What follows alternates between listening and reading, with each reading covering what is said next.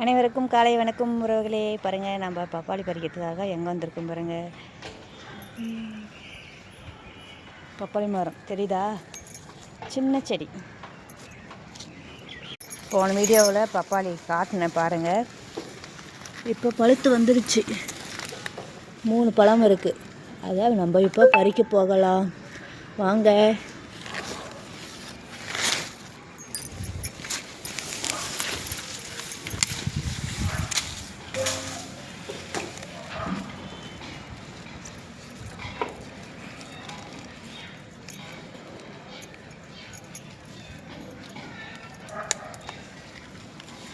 ஒரு பப்பாளி.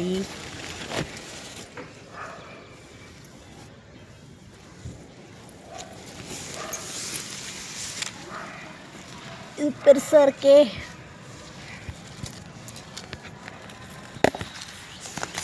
எப்படியே கீழே போடாமல் பறிச்சாச்சு பாருங்க. எம்மா பெரிய பப்பாளி.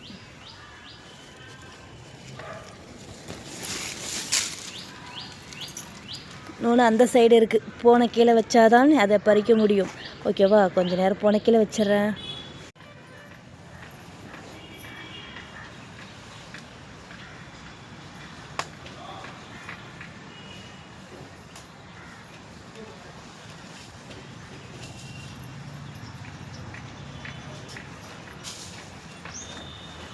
பறிச்சாச்சு பாருங்க. 3 பப்பாளி பறிச்சாச்சு நண்பர்களே. வாருங்கள், பப்பாளி பழம் சாப்பிடலாம். தங்களுக்கும் கொடுக்கிறேன்.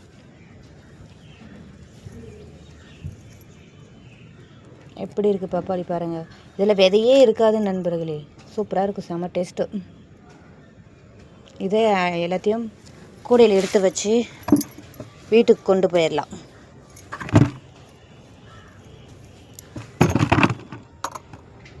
இதில் ஒரு பப்பாளி பக்கத்து வீட்டில் ஒன்று கொடுத்துருவோமா? வாங்க. ஆனால் அவங்க வீட்டை நான் காட்ட மாட்டேன். வீட்டுக்கு கிளம்பி வந்தாச்சு.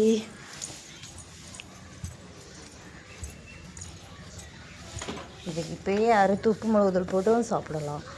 அப்படி இல்லை, பழுப்பு வச்சும் சாப்பிடலாம். செமையாக இருக்கும்.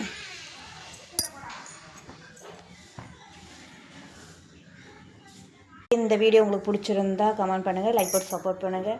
சப்ஸ்கிரைப் பண்ண நண்பர்கள் சப்ஸ்கிரைப் பண்ணிடுங்க. மீண்டும் அடுத்த வீடியோவில் பார்க்கலாம். ஓகே, மிக்க நன்றி. பாய்.